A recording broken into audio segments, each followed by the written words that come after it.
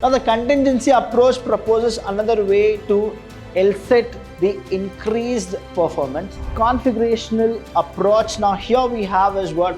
Now in this approach, it combines internal and external fit, which is seen as the basis for maintaining and increasing performance.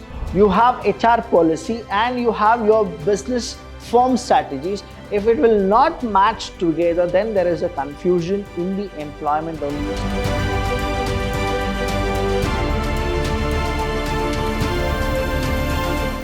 Hello everybody, a warm welcome to one and all. I'm Abhilash Chandra from the Department of Commerce and Management in Vidhyaashram First Grade College, the Temple of Excellence. Welcome to all the students for the last session of Human Resource Management 4. Now here in this session, I'm going to teach you a very important chapter and the topic in the MBA itself. See, why the MBA concept has been introduced in the graduate, if you understand that. The only thing is, this is the continuity of your MBA syllabi that is called SHRM. So what exactly this SHRM is, and today's topic is all about the approaches to SHRM. Now when we go with this approach, the first one is always the universalistic approach, contingency approach, configurational approach, then resource-based approach, and last is strategic fit.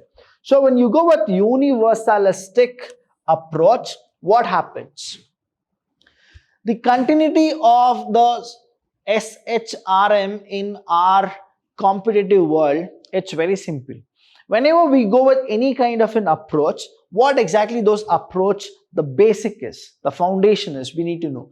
Now, universalistic perspective, that is according to its scholars and researchers, starts with the premise that there exists a relationship between adoption of particular HRM practice and increased organizational performance. That is what the Delry and Doty in 1996, they had this kind of a thinking, that is, there is a relation between the adoption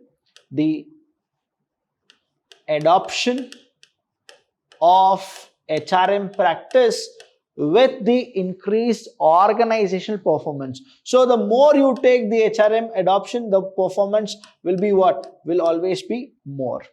It proposes best practice, that is what? It proposes best practice that when adopted and implemented would contribute to the contribution of the positively to the financial performance regardless of the strategic goal of the organization, is what Hazlitt he told in 1995. And the last one here is the further there is the assumption that HRM practice have an effect on employee motivation as well as increased efficiency. Now this was actually told in 1996.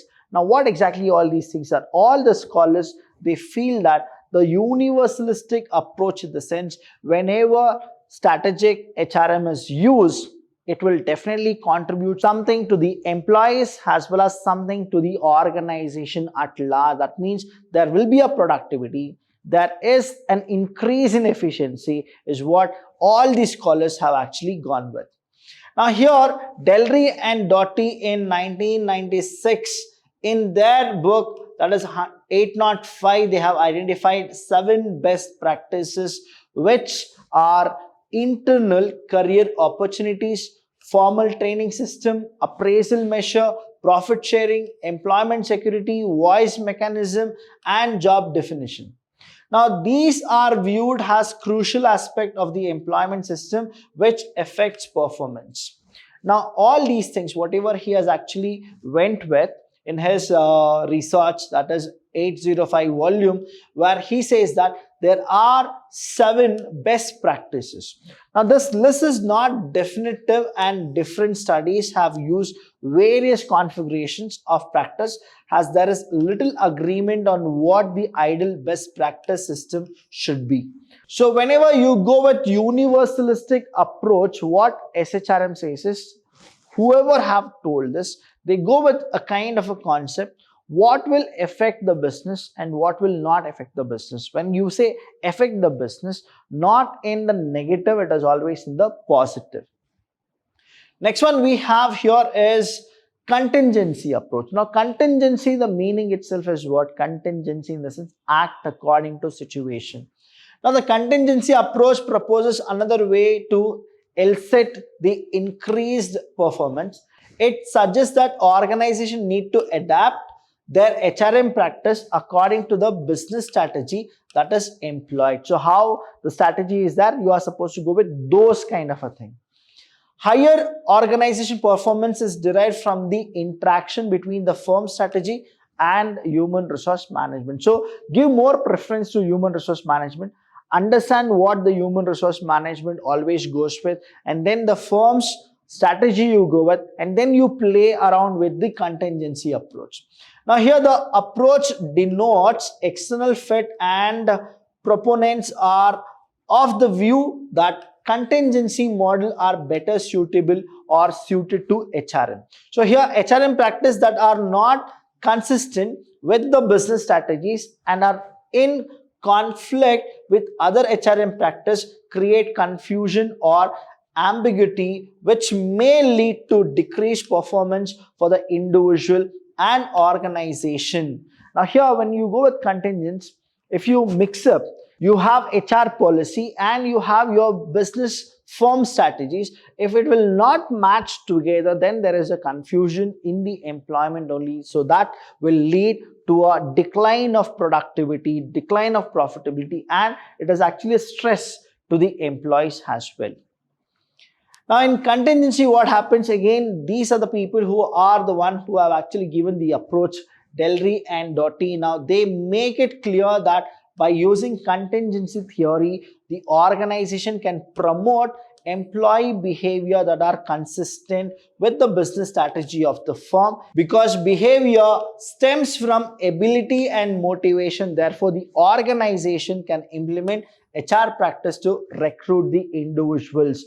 Now that means what?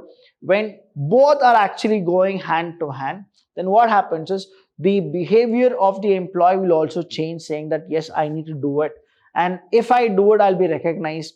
All these things, the employee will feel that if he contributes something to the organization, definitely the organization will also give us something. So that is what the contingent approach will go with. So what is contingent? Act according to situation. And the next one we have is configurational approach. Now here we have is what? Now in this approach, it combines internal and external fit, which is seen as the basis for maintaining and increasing performance. So what is that which will maintain as well as increase the performance is what? This kind of an approach. Now here HRM practice usually described as bundles are combination of various practices. Now whichever you feel like, say example, you have your computer configuration. Now what happens is whichever suits your computer, you will go with it. The same way this approach is also that. That's like bundle of things. Whichever you feel like taking it, you will take it, and then you will use it whenever you are in need of it. So in this one, what happened is, in line with this view, Miles and Snows in 1984 proposed a typology that identifies the 4 ideal plan types of strategies. Next we have is resource-based approach. Now in this resource-based approach, please understand it is important to distinguish between the strategic resource from the other resources. Now to most individuals, cash is an important resource. Tangible goods such as one's car and home are also vital resources. When analyzing organizations, however, common resources such as cash, a vehicle, are not considered to be the strategic resource. So you need to go with this resource based, where you need to actually see what are the resources which you really need and what are the strategical resources. You need to bifurcate. Say somebody will feel that cash is something which is the real ultimate resource. Somebody feels it is the tangible things which are very much essential. But resources such as cash and vehicle are valuable, of course, but an organization's competitors can readily acquire them. Thus, an organization cannot hope to create an enduring competitive advantage around common resources. So, when you go with what exactly is your strategic resource. When you identify it, only then you can play with those. Last one is strategic fit. Attracting and keeping talent and skilled employees is one of the most important challenge organizations face in today's dynamic business world. Retaining your employees is very, very difficult. Retaining is very difficult, as I told you. The reason here is when you go with strategic fit, no matter how well designed, no strategy will work unless the organization has the right people with the right skill and the behaviors in the right roles, motivated in the right way and supported by the right leader. That means what? Whatever the approach is, however you go with it, whatever you design it, but if you don't have proper people to actually run the show, you don't have proper people to command people, you don't have people who can actually listen to the person who is actually commanding or leading, then what happens is everything will go for a toss. So that's the reason strategic fit, in the sense right person at the right place, at the right job, at the right time. That should be the approach, is what the strategic fit also says. So any doubt regarding the entire session, please do call us. We are always there to help you. Thank you so much. I'll see you when I see you.